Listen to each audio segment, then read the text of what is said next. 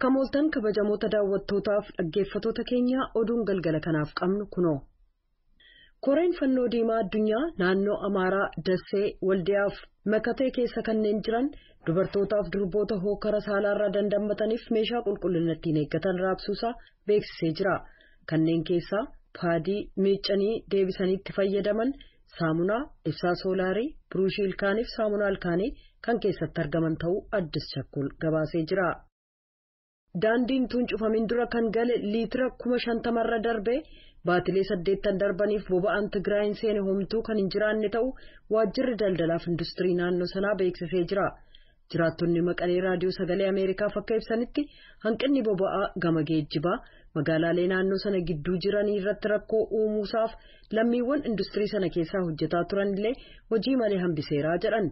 Hanqinni kunis dameewwan adda addaa jechuunis eegumsa fayyaaf industiriiwwan irratti dhiibbaa geessisee jira.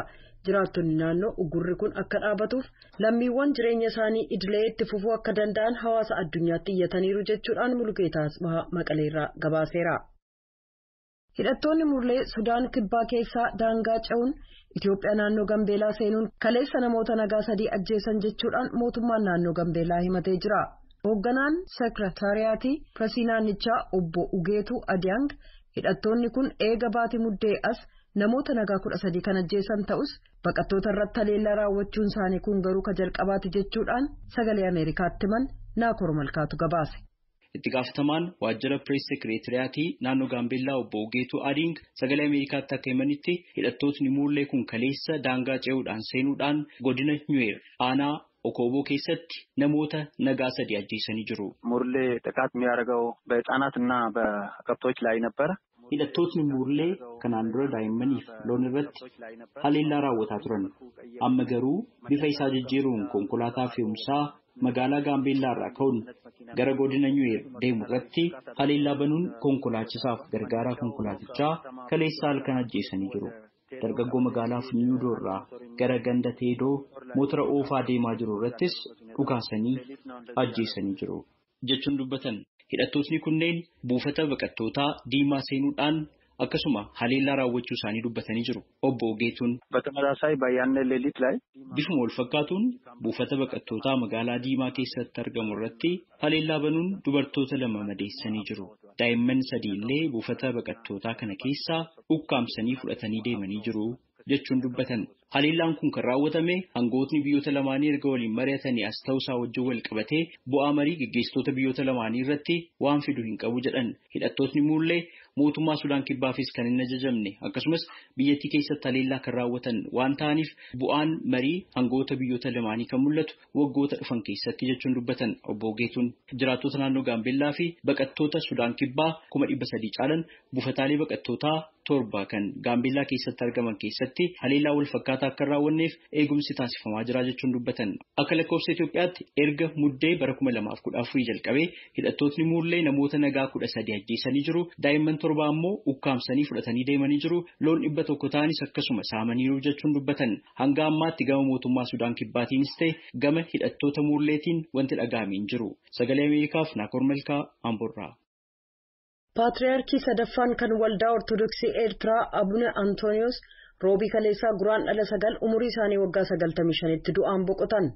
Mootummaan dhimma amantii gidduu seenuu hin qabu jechuudhaan mormii dhageessisan irraan kan ka'e bara 2006 kan itti gaafatama isaaniirraa kaafaman Abuna Antooniyoos kaleessa gadaamii Abuna Indiriyaas jedhamu keessatti sirni awwaalcha isaanii raawwachuusaaf sirni awwaalchaa akka sadarkaa mootummaallee akka hin geggeeffaminiif kutaan lallabaa waldaa Ortodoksii Eertiraa ka biyyootii alaa beeksisee jira.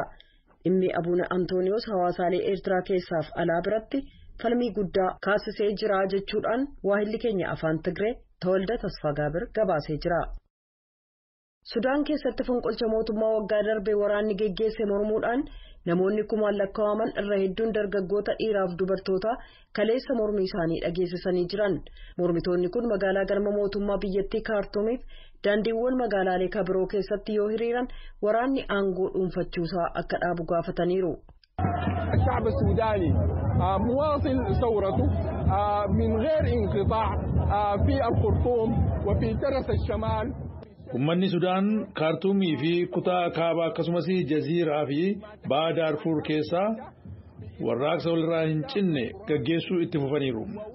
Warraaqsi kun haga galmasaa ga'utti akkasumas kan biyyattii bulchaa jiru hoogganaa mana maree walabaa Al-Buhraanii fi taanaa isaanii Jeneraal Mohammad Hamdaan Dagaaloo aangoorraa buusee mootummaa dimokiraataa kan siviilii haga hundeeffamutti itti fufa. Alaabaa Sudaaniif suraalee namoota kana dura hiriira geggeessaman irratti walitti bu'iinsa poolisii waliin geggeeffameen ajjeefaman agarsiisuuf dhaadannoolee fonqolcha mootummaa mormuu dhageessisuudhaan sochii biyyattiin gara dimokiraasiitti geggeessitu kan hoogganu mootummaan siviilii akka hundaa'u gaafataniiru. Poolisiinis gaazii mimmaansu biifuuf rasaasa laastikaa kan dhukaase yoo ta'u hiriirtota mormii dhakaa darban irratti bishaan itti biifee jira. Baankileen Chaayinaa bara 2007 hanga bara 2020 addunyaarraa dinagdeen isaanii jabaa akka ta'e hanga tokko caalaa piroojeektii misoomaa deeggaruuf liqaa hedduu kennaniiru jechuudhaan qorannaan haaraa bahe mul'isee jira. Waashingtaniif Landan keessa kan maadheffate waaltaan misooma sadarkaa addunyaa kaleessa akka gabaasetti baankiiwwan misoomaa Chaayinaa michoota mootummaaf dhuunfaa kan naannoo sanaaf kan oolu deeggarsa doolaara biliyoona 23 gumaachee jira. Baankileen Yuunaayitid Isteets, Jaappaan, Jarmanii, Neezerlaandis, Faransaay fi Afrikaa kibbaa walitti doolaara biliyoona 9.1 qofaa liqaa kennanii jiran. Waaltaaleen kanneen akka baankii addunyaa biyyoota Afrikaa keessatti kan geggeeffamu ijaarsa misooma bu'uuraaf kan oolu waggaatti doolaara biliyoona 1.4 qofaa kan kennan ta'uu gabaasichi beeksiseera. Kan hordofaa jirtan sagalee Ameerikaa sagantaa afaan Oromooti. Ministiriin Haajaa Alaa Yuunaayitid Isteets Antooni Bilinkan innaa walitti bu'iinsi Raashaa jiru kanatti rakkoo Yuukireen keessaaf furmaata dippiloomaasummaa kan filatan ta'uu cimsanii dubbatan. Bilinkan Melbourne, Awustiraaliyaa keessatti gitoota isaanii kan Awustiraaliyaa, Hindii fi Jaappaan waliin ta'uudhaan tuuta oduuf ibsa kennaniin tarsiimoo Yuunaayitid Isteets dhimma Raashaa waliin jiru irratti qabdu tarreessaniiru. To engage Russia, to look at the concerns that it's raised, to share. Raashaa waliin yaaddoo isaan kaasan yookiin qaban irratti akkasumas michuuwwan keenya Awurooppaa fi kan biroo yaaddeessu irratti akka mari'annuuf tattaaffii danda'amu hunda gooneerra.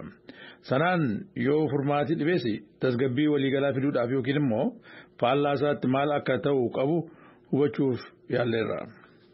Bilinkan gaaffii gaazexeessota biraa dhiyaateef innaa deebisan Raashaan yoo Yuukireeniin weerarte Daavoosa mudatu tarreessanii jiru. Uggura dinagdeef maallaqaa akkasumas meeshaalee gara alaatti ergamu to'achuu dabalee Daafoon sun maal dhaqqabsiisuu akka danda'u sirriitti walitti qabaa turre jedhan. Dandeettii ittisaa Yuukireen ijaaruu itti fufuu akkasumas yoo Raashaan haleellaa itti fufte humna ittisaa neetoo cimsuuf cicha qabna jedhaniiru. Raashaan Yuukireeniin weeraruuf fedhii akka hin qabaanne ibsitee jirti garuu Raashaan naannoo daangaa Yuukireenitti waraana ishee bobbaasuun Yuunaayitid Isteetsiif michoota neetoo addoo guddaa ta'eera. Oduun galgala kanaaf qabnu kanuma.